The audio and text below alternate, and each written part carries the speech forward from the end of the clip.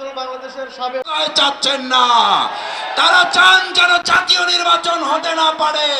তাই আজকে আমরা আমাদের উপস্থিত ভাই বন্ধুগণ তাদেরকে অনুরোধ করতে চাই, কাঁধে কাঁধ মিলিয়ে সীসা ডালা প্রাচীরের মধ্যে ঐক্য বিনির্মাণ করে আজকের এই সমাবেশ সফল করে আমরা অন্তর্বর্তী সরকারের কাছে গণভোটের তারিখ ঘোষণার জন্য আহ্বান জানাবেন আমাদের নেতৃবৃন্দ। সেই জন্য মঞ্চের পিছনে যারা আছেন মেহরবানি করে আপনারা দ্রুত সামনের দিকে চলে আসবেন।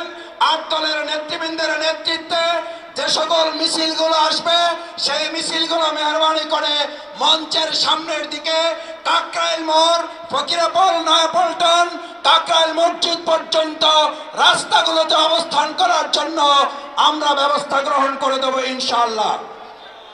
ভোট এবং পরবর্তী 2026 সালে জাতীয় নির্বাচন অনুষ্ঠিত হওয়ার জন্য আন্দোলনরত আট দলের আহ্বানে আজ ইতিমধ্যেই ঐতিহাসিক পল্টন মোড় লক্ষ লক্ষ জনতায় পরিণত হয়েছে।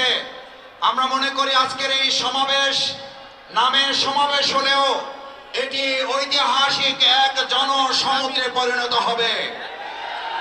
আমরা মনে করি আজকের এই সমাবেশের মধ্য দিয়ে অন্তর্বর্তী সরকার নভেম্বরের দ্রুত সময়ে গণভোটের তারিখ নির্ধারণ করে আমাদেরকে আন্দোলন থেকে জনগণের কাছে যাওয়ার জন্য জাতীয় নির্বাচনের যে উৎসব মুখর পরিবেশ হওয়ার কথা সেই উৎসব মুখর পরিবেশের জন্য গণভোট দিয়ে জাতীয় নির্বাচনের পথ তারা সুগম করে দিবেন। সংগ্রামী ভাই এবং বন্ধুগণ, আট দল আয়োজিত আজকের ঐতিহাসিক বিশাল সমাবেশ শান্তিপূর্ণভাবে আপনারা যারা ইতিমধ্যে এসেছেন, আট দলের সর্বস্তরের নেতাকর্মী, সম্মানিত সুধী শুভাকাঙ্ক্ষী, আশেপাশের এবং বন্ধুগণ যারা এসেছেন, আমরা আট দলের পক্ষ থেকে আপনাদেরকে আন্তরিক ধন্যবাদ কৃতজ্ঞতা জানাই। আর কিছুক্ষণের মধ্যেই আমাদের সম্মানিত আট দলের জাতীয় শীর্ষ নেতৃবৃন্দ মঞ্চে আসন গ্রহণ করবেন, বক্তব্য দিবেন। আমরা শান্তিপূর্ণভাবে আজকের এই ঐতিহাসিক বিশাল সমাবেশ সফল এবং সার্থক করার জন্য যার যার জায়গা থেকে সর্বাত্মক সহযোগিতা করব ইনশাআল্লাহ। সম্মানিত ভাই এবং বন্ধুগণ, আমরা মনে করি গণভোটের ভিত্তিতেই শুধুমাত্র অবাধ, সুষ্ঠু, নিরপেক্ষ, অংশগ্রহণমূলক একটা জাতীয় নির্বাচন আয়োজন করা।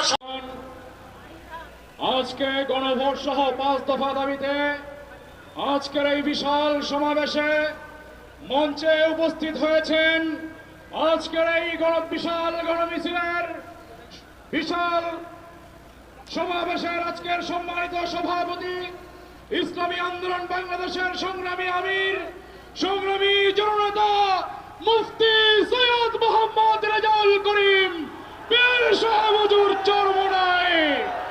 নারা তাকবীর, নারা তাকবীর। বিশাল চরমোনার আগমন, শুভেচ্ছা, স্বাগতম। সভাপতির আগমন।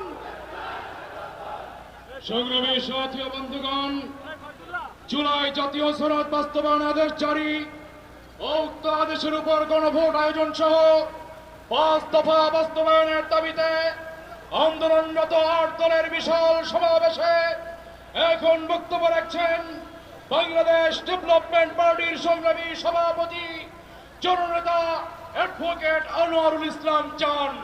বক্তব্য রাখছেন জননেতা অ্যাডভোকেট আনোয়ারুল ইসলাম চান, সভাপতি, বাংলাদেশ ডেভেলপমেন্ট পার্টি।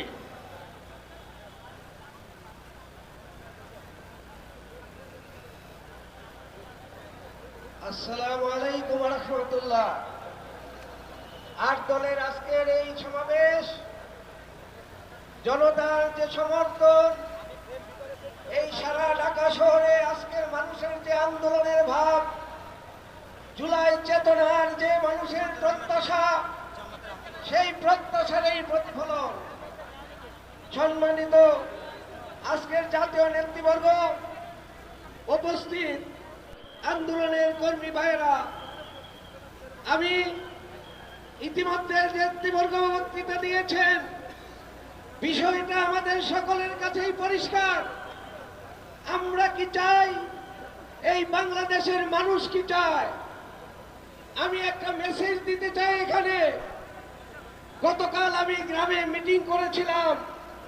সেই গ্রামের সাধারণ কিছু মানুষ যারা একটা রাজনীতির সাথে জড়িত ছিল, তারা বলেছে আপনি সমাবেশের মাধ্যমে এদেশের মানুষকে জানাবেন আমরা একটা দলের নেতৃত্বে এই জুলাইয়ের আন্দোলনে জীবন দিয়েছি, এ দেশকে দ্বিতীয়বার স্বাধীন করেছি।